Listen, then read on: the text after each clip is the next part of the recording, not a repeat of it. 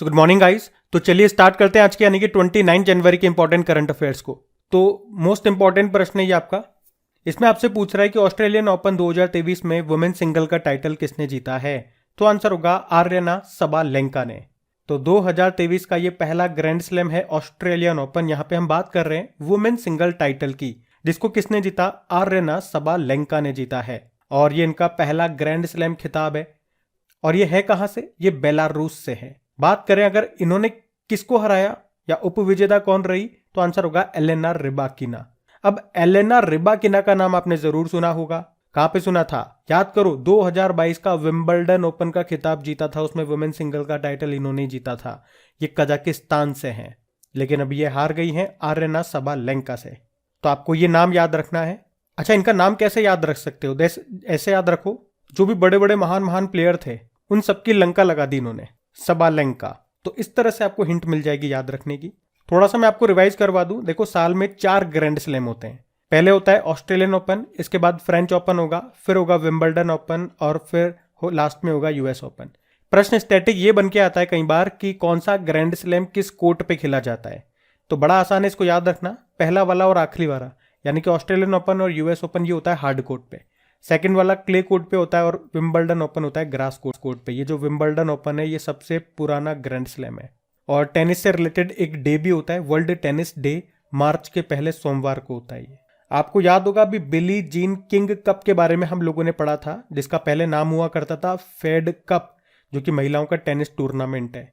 अभी इसको जीत लिया है स्विट्जरलैंड ने, ऑस्ट्रेलिया को हराया था। कहां पे हुआ था अगर ये पूछेंगे तो स्कॉटलैंड के ग्लासगो में हुआ था। और मैं एक बार आपको याद दिला दूं कि पिछले एक साल में आप देखोगे तो 4 फेमस टेनिस प्लेयर हैं, उन्होंने संन्यास की घोषणा कर दी है। एक तो रॉजर फेडरर, ये स्विट्जरलैंड से हैं, सेरेना विलियम ये अमेरिका से हैं, और एशले बार्टी जो कि ऑस्ट्रेलिया से हैं, और भारत की सानिया मिर्जा। तो ये भी ध्यान रखना। आप बढ़ते हैं आगे। फिर बताइए, अभी भारत ने कोविड-19 के खिलाफ पहला made in India nasal vaccine, जिसका नाम है इनकोवैक, इसको लॉन्च किया है। आपको बताना है इसका जो ये टीका है ये किसने डेवलप किया। तो आंसर होगा भारत बायोटेक ने। और हमारे जो हेल्थ मिनिस्टर है मनसुख मांडविया, अभी उन्होंने नई दिल्ली में दुनिया के पहले इंट्रानेजल कोविड-19 वैक्सीन को लॉन्च किया, जिसका नाम है इनकोवैक।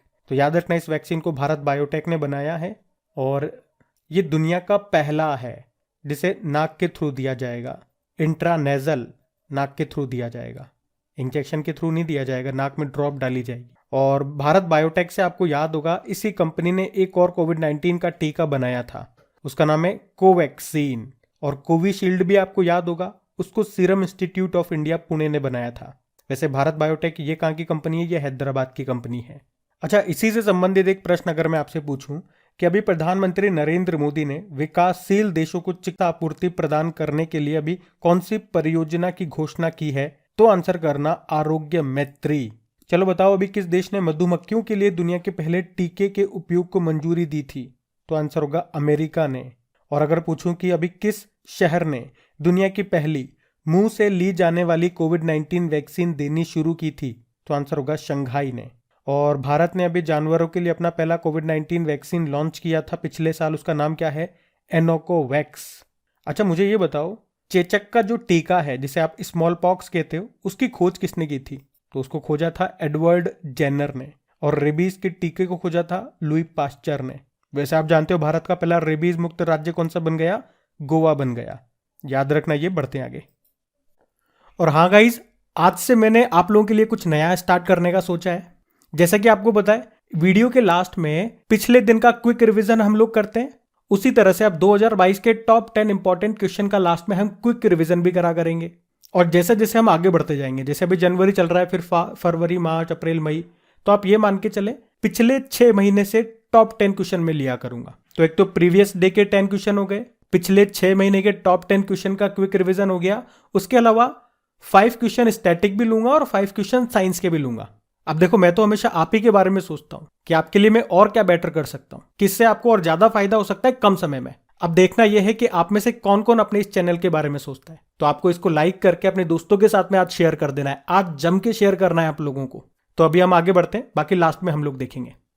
फिर बताइए, अभी हाल ही में किस देश के द्वारा दुनिया के पहले फोटोनिक आधारित क्वांटम कंप्यूटर का विकास करने की घोषणा की गई? तो आंसर होगा कनाडा। आज आप देख रहे होंगे जो हमारे जो एडवांस कंप्यूटर है उन्हें हम क्या कहते हैं? Super computer. और ये जो क्वांटम कंप्यूटर होंगे ये उससे भी एडवांस होंगे, यानी कि सुपर एडवांस होंगे, जो कि फोटोनिक आधारित ये क्वांटम कंप्यूटर होंगे। तो दुनिया में पहली बार इनका विकास हो रहा है, डेवलपमेंट हो रहा है। और यहाँ पे ये फोटोन का क्या मतलब हो गया? फोटोन से आप क्या समझते हो? फोटोन को हम कहते हैं एनर्जी ऑफ पैकेट्स। जो सनलाइट है यानी कि जो प्रकाश है ये हमारे पास आता है किस फॉर्म में?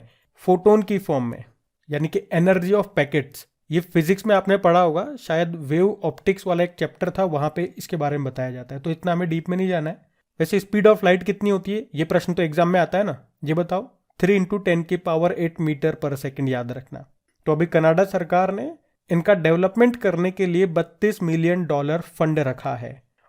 और कौन सी कंपनी इनका निर्माण कर रही है? तो ज़नाडू कंपनी है वो इनका निर्माण कर रही है। अच्छा, अगर मैं आपसे पूछूं भारत में सुपर कंप्यूटर का जनक किसे कहा जाता है? विजय भटकर को। और विश्व में सिमोर क्रे को। अच्छा बताओ, भारत का पहला सुपर कंप्यूटर कौन सा था? परम 8000। और यहां पे इन्हें बनाता कौन है? सीडेक, जो पुणे में है। सीडेक मतलब centre for development and advancing super computing. और आपको पता है अभी विश्व का मोस्ट पावरफुल सुपर कंप्यूटर ये कौन सा है? ये फ्रंटियर है, ये अमेरिका का है। अगर मैं आपसे पूछूं कि अभी परम प्रवेगा सुपर कंप्यूटर को कहां पे स्थापित किया गया, तो आंसर होगा IISc बेंगलुरु में। परम गंगा को स्थापित किया गया था IIT रुड़की में। और परम शक्ति सुपर कंप्यूटर को IIT खड़गपुर में। और परम अनंत को IIT गांधीनगर में। और परम कामरूप को IIT गुवाहाटी में। और बाकी कनाडा की हम लोग बात करेंगे तो इसकी कैपिटल होती है ओटावा। करेंसी इसकी कैनेडियन डॉलर है जस्टिन त्रिदू।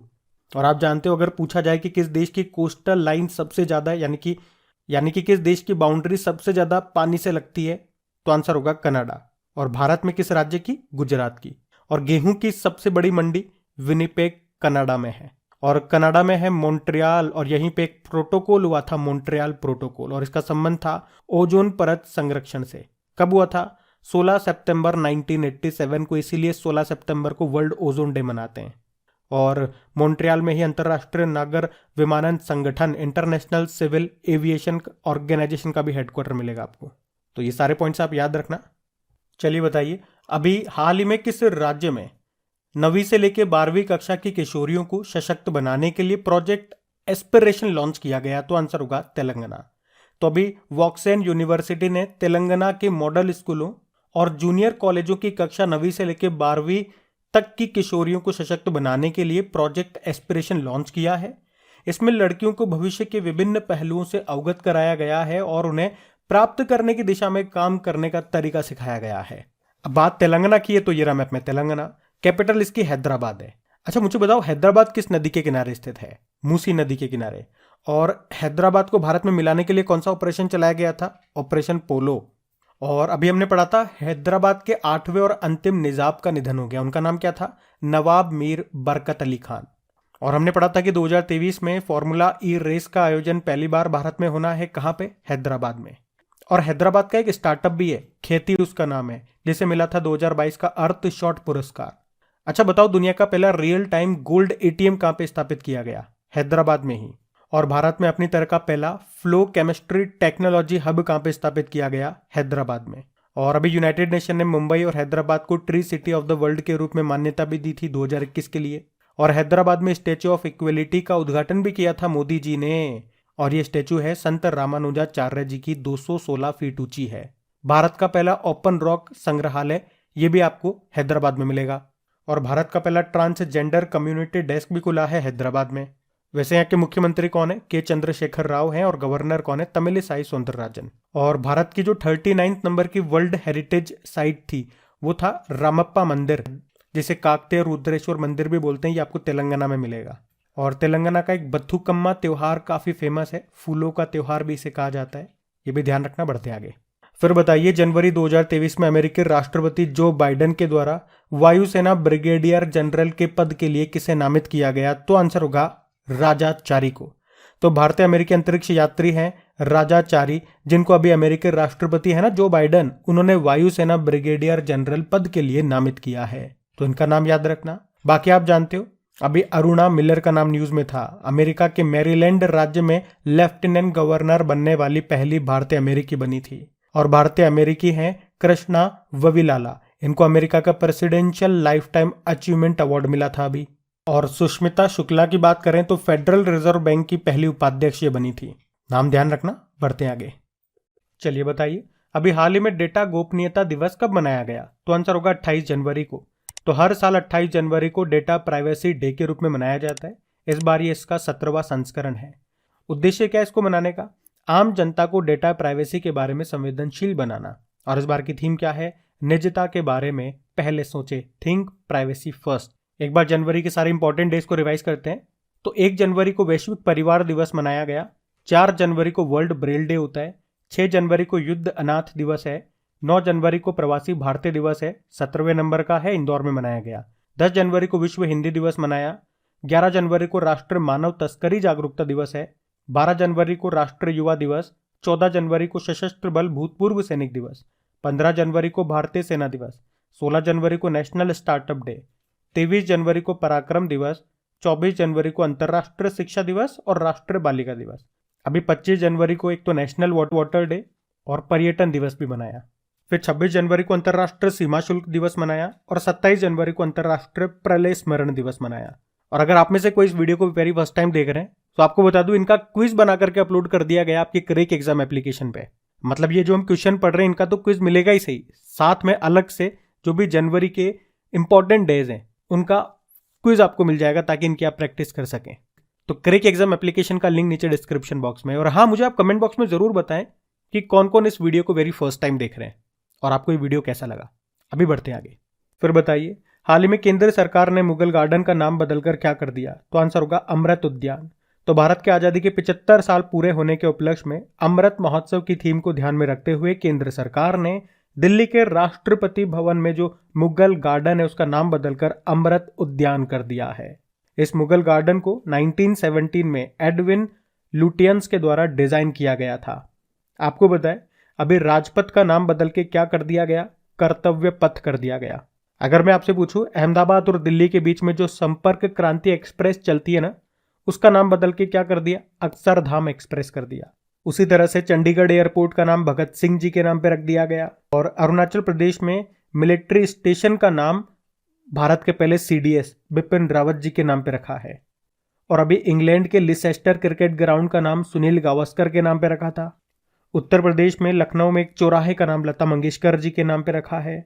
राजस्थान में मियाँ का बाड़ा रेलवे स्टेशन का नाम महेश नगर हॉल्ट कर दिया। उत्तर प्रदेश में अयोध्या एयरपोर्ट का नाम मर्यादा पुरुषोत्तम श्री राम के नाम पे करा। हरियाणा में हिसार एयरपोर्ट का नाम महाराजा अग्रसेन के नाम पे कर दिया। कर्नाटक में शिवमोग्गा हवाई अड्डे का नाम वहां के पूर्व मुख्यमंत्री बीएस येदियुरप्पा के नाम पे कर दिया। अभी गुजरात में केवड़िया रेलवे स्टेशन का नाम एकता नगर रेलवे स्टेशन कर दिया। मध्य प्रदेश में हबीबगंज रेलवे स्टेशन का नाम रानी कमलापति रेलवे स्टेशन कर दिया। पाताल पानी रेलवे स्टेशन है मध्य प्रदेश में, उसका नाम तात्या मामा रेलवे स्टेशन कर दिया। हिमाचल प्रदेश की रोहतांग सुरंग का नाम अटल सुरंग कर दिया। मिड डे मील योजना का नाम प्रधानमंत्री पोषण योजना कर दिया। दिल्ली में जो प्रगति मैदान मेट्रो स्टेशन है उसका नाम सुप्रीम कोर्ट मेट्रो स्टेशन कर दिया। पंजाब के मोहाली इंटरनेशनल हॉकी स्टेडियम का नाम बलबीर सिंह सीनियर के नाम पे कर दिया। और भारत में जो सबसे बड़ा हॉकी स्टेडियम कहाँ पे? उड़ीसा में, उड़ीसा के राउरकेला में, उसका नाम बिरसा मुंडा जी के नाम पे कर दिया गया।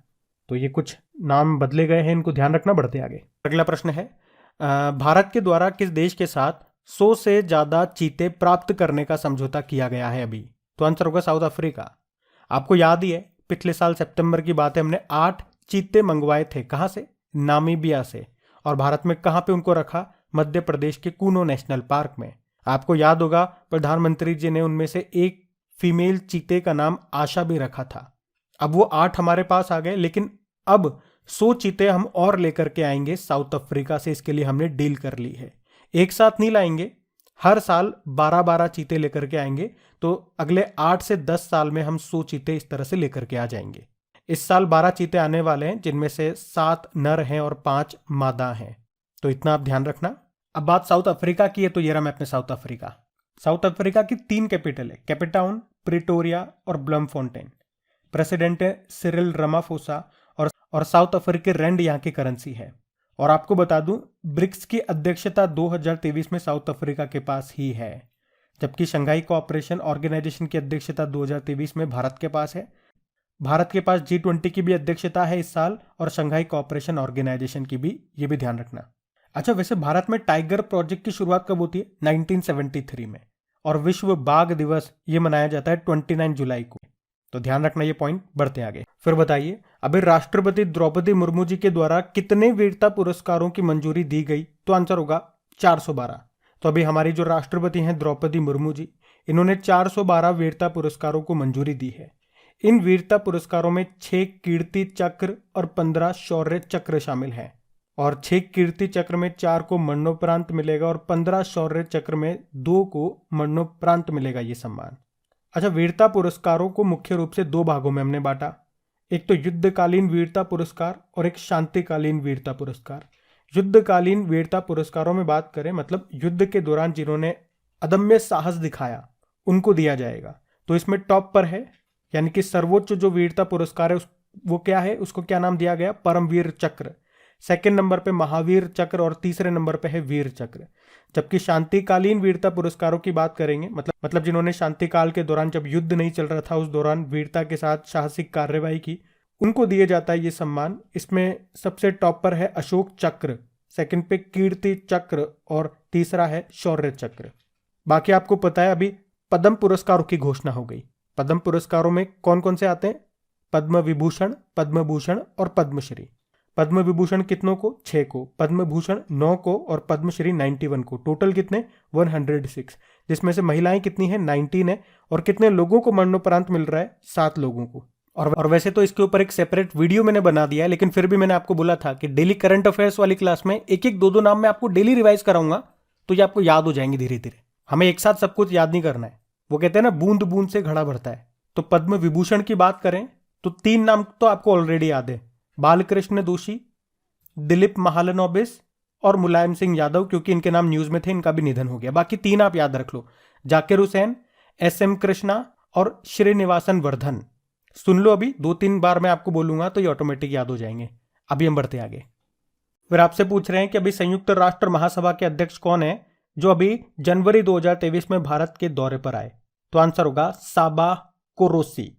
तो यूनाइटेड नेशन जनरल असेंबली के अध्यक्ष हैं साबा कोरोसी, जो अभी बहुपक्षीय और क्षेत्रीय मुद्दों पर चर्चा करने के लिए 29 जनवरी से लेकर 31 जनवरी 2023 तक भारत दौरे पर रहे। याद रखना, यह हंगरी के राजनयिक हैं जिन्होंने संयुक्त राष्ट्र में अपने देश के स्थायी प्रतिनिधि के रूप में काम किया, और अभी हमारे विदेश मंत्री सुब्रमण्यम जयशंकर के निमंत्रण पर भारत दौरे पर आए। वे पिछले साल सितंबर में ही यूनाइटेड नेशन जनरल असेंबली के 77वें सत्र के अध्यक्ष बने थे। इनका नाम याद रखना आप, साबा कोरोसी इनका नाम है। डायरेक्ट प्रश्न आएगा आपके एग्जाम में अगर आएगा तो, कि संयुक्त राष्ट्र महासभा के अध्यक्ष कौन है? साबा कोरोसी। बाकी आप जानते हो, गिलबर्ट होंगबो, ये इंटरनेशनल लेबर ऑर्गेनाइजेशन के डायरेक्टर जनरल हैं। इस पद पर आने वाले पहले अफ्रीकी टोंगो देश से हैं। और यूनिसेफ की नई प्रमुख बनी थी कैथरीन रसेल। और इंटरपोल के अध्यक्ष कौन है? अहमद नासर अल रईसी, ये यूनाइटेड अरब अमीरात से हैं। तो जैसा कि मैंने आपको स्टार्टिंग में बताया, अब डेली 2022 के जो टॉप 10 इंपॉर्टेंट क्वेश्चन है उनका भी हम क्विक रिवीजन करा करेंगे, और उसके अलावा 5 स्टैटिक क्वेश्चन भी मैं आपको रिवाइज कराऊंगा। ये सब हम बिल्कुल लास्ट में करेंगे। और हमारा अगर सेशन अच्छा लगा, वीडियो पे अगर ज्यादा से ज्यादा स्टूडेंट का रेस्पॉन्स आता है, लोग इसे पसंद करते हैं, शेयर करते हैं, तो फिर आगे चलकर हम इसमें 5 साइंस के क्वेश्चन को भी ऐड कर दिया करेंगे। तो डेली 5-5, 4-4 क्वेश्चन का अगर रिवीजन भी करेंगे, धीरे धीरे आगे चल के हम देखेंगे अच्छा खासा कलेक्शन हो गया हमारे पास। और ये जो स्टैटिक क्वेश्चन है और ये साइंस के क्वेश्चन होंगे, इनका क्विज भी मैं बना करके डाल दूंगा आपकी क्रेक एग्जाम एप्लीकेशन पे, ताकि इनकी प्रैक्टिस भी आप टाइम टू टाइम करते रहो। बाकी देखो, आज शुरुआत तो करते हैं, बाकी फिर आप लोगों के रेस्पॉन्स के ऊपर है। तो जम के इसे शेयर करना है आप लोगों को, अगर आप चाहते हो कि इस पहल को हम कंटिन्यू करें और इसे बढ़ाएं, वो साइंस वाली इसमें ऐड करें। अब ये सब आपके ऊपर है। अभी स्टार्ट करते हैं। अब देखो, कल आपसे क्या पूछा था कि कौन सा देश फिडे वर्ल्ड चेस चैंपियनशिप 2023 की मेजबानी करेगा? तो आंसर होगा कजाकिस्तान। अगला प्रश्न पूछा कि जनवरी 2023 में सर्वश्रेष्ठ अभिनेत्री के लिए ऑस्कर नामांकन प्राप्त करने वाली पहली एशियाई बनी है मिशेल यो, ये मलेशिया से है। फिर आपसे पूछा किस देश ने उत्कृष्ट महिला क्रिकेटर को सम्मानित करने के लिए डेबी हॉकले मेडल शुरू करने की घोषणा की? तो आंसर होगा न्यूजीलैंड ने। फिर आपसे पूछा कि मध्य रेलवे के नए महाप्रबंधक कौन बन गए? तो आंसर होगा नरेश लालवानी। अगला प्रश्न था कि इंडियन पेपर मैन्युफैक्चरर्स एसोसिएशन के नए अध्यक्ष बन गए कौन? पवन अग्रवाल।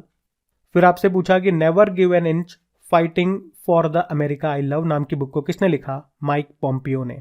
फिर आपसे पूछा अंतर्राष्ट्रीय प्रलय स्मरण दिवस कब मनाया? 27 जनवरी को। अगला प्रश्न था कि हाल ही में लॉन्च की गई ई निरीक्षण सॉफ्टवेयर अदालत के निर्णयों को कितनी भाषा में अनुवादित करेगी? तो आंसर होगा 4 भाषाओं में। आप कमेंट बॉक्स में लिख के बताओ वो 4 भाषा कौन कौन सी है। फिर आपसे पूछा था कि अभी नासा ने परमाणु थर्मल रॉकेट इंजन बनाने के लिए कौन सी परियोजना शुरू की? तो आंसर होगा ड्रेको। और अगला प्रश्न था कि अभी जनवरी 2023 में 30वीं राष्ट्रीय बाल विज्ञान कांग्रेस का आयोजन कहां पे किया गया? तो आंसर होगा अहमदाबाद में। अब 2022 के टॉप 10 क्वेश्चन का हम रिवीजन करते हैं। तो इस प्रश्न में आपसे पूछ रहे हैं कि अंतर्राष्ट्रीय इंटरनेट दिवस कब मनाया गया? तो आंसर होगा 29 अक्टूबर को। अगला प्रश्न है कि भारत और किस देश की वायुसेना के बीच में गरुड़ नाम का अभ्यास हुआ था अक्टूबर 2022 में? तो हम गरुड़ करते हैं फ्रांस के साथ में। ये कहां पे किया था? राजस्थान के जोधपुर में। फिर अगला प्रश्न है केंद्र सरकार ने किस राज्य में तराई एलिफेंट रिजर्व बनाने को मंजूरी दी? तो आंसर होगा उत्तर प्रदेश। ये इंपॉर्टेंट क्वेश्चन है। ये भारत का 33वां और उत्तर प्रदेश का दूसरा एलिफेंट रिजर्व होगा। अगला प्रश्न है कि अक्टूबर 2022 में किस शहर में सरस फूड फेस्टिवल 2022 का आयोजन किया गया? तो आंसर होगा नई दिल्ली में। और अगला प्रश्न है अक्टूबर 2022 में किस देश में पहले आसियान भारत स्टार्टअप महोत्सव का आयोजन किया गया? तो आंसर होगा इंडोनेशिया में। चलो फिर बताओ अभी किसने सुल्तान जौहर हॉकी कप खिताब जीत लिया? तो आंसर होगा भारत ने। यह अक्टूबर 2022 में हुआ था। किसको हराया भारत ने? ऑस्ट्रेलिया को हराया। यह मलेशिया में हुआ था। अगला प्रश्न है अक्टूबर 2022 में भारतीय नौसेना ने मोजाम्बिक और किस देश के साथ पहले त्रिपक्षीय नौसेना अभ्यास IMT ट्राइलेट का आयोजन किया? तो आंसर होगा तंजानिया। देखो आई मतलब इंडिया, M से मोजाम्बिक और T से तंजानिया और ट्राइलेट मतलब ट्राइलेटरल त्रिपक्षीय अभ्यास। कहां पे हुआ? ये तंजानिया में हुआ। मोजाम्बिक की कैपिटल मापुटो है, तंजानिया की कैपिटल है डोडोमा। अगला प्रश्न है अभी प्रसिद्ध कलाकार नील पवन बरुआ का 84 वर्ष की उम्र में निधन हो गया। वे किस राज्य से थे? वह असम से थे। फिर अगला प्रश्न है विश्व स्ट्रोक दिवस कब मनाया गया? तो आंसर होगा 29 अक्टूबर को। और फिर आपसे पूछ रहे हैं कि स्टेचू ऑफ बिलीफ का उद्घाटन कहां पे किया गया? तो आंसर होगा राजस्थान में। भगवान शिव जी की ये स्टेचू है, 369 फीट ऊंची है। राजस्थान के राजसमंद जिले के नाथ द्वार में है ये। और जो लास्ट में 5 स्टैटिक क्वेश्चन मैंने ऐड करने के लिए कहा था वो आज से नहीं, हम कल से स्टार्ट करेंगे। एक्चुअली जो PPT मैंने तैयार की थी वो शायद मिस हो गई या इधर उधर कुछ गड़बड़ हो गया सेव होने में। कोई बात नहीं, हम उसे कल से कंटिन्यू करते हैं। और 5 साइंस के क्वेश्चन वो पेंडिंग रहेंगे। अब आपको इस वीडियो को जम के शेयर करना है अपने सभी दोस्तों के साथ में, अपने सभी स्टडी ग्रुप में। अब आगे की जिम्मेदारी आपकी है। बाकी आपके लिए, आपके साथ साथ मेहनत करने के लिए मैं तैयार हूं। कौन कौन मेरे साथ खड़ा है मेहनत करने के लिए, अब ये आप अपने आप देख लो। और अगर अभी तक इसे लाइक नहीं करा तो लाइक कर दो। कल का होमवर्क प्रश्न भी देख लेते हैं। चलो, तो कल के वीडियो में आपसे पूछा था कि किस राज्य की पल्लुमपारा पंचायत देश की पहली डिजिटल रूप से साक्षर पंचायत बन गई है? तो आंसर होगा केरल। आप सभी ने प्रश्न का बिल्कुल सही उत्तर दिया है। अच्छा, एक चीज हमारी रह गई है 28 जनवरी के डेली करंट अफेयर्स क्विज के रिजल्ट। तो उसमें टॉप 5 स्टूडेंट्स की हम बात करें तो टॉप किया है वर्षा कुमारी ने। कांग्रेचुलेशन वर्षा। सेकंड पे सुधीर है, फिर है रुचि, रजत और संजना। आप सभी को कांग्रेचुलेशन। और ये आपको क्विज कहां पे मिलेगी? आपकी क्रिक एग्जाम एप्लीकेशन पे। वहीं पे इनकी PDF भी आपको मिल जाएगी, वो भी बिल्कुल फ्री में। लिंक नीचे डिस्क्रिप्शन बॉक्स में है क्रिक एग्जाम एप्लीकेशन का। और सेशन को अभी तक लाइक नहीं किया तो लाइक जरूर कीजिएगा और शेयर करना मत भूलिएगा। अब ये रहा आज का आपका होमवर्क प्रश्न।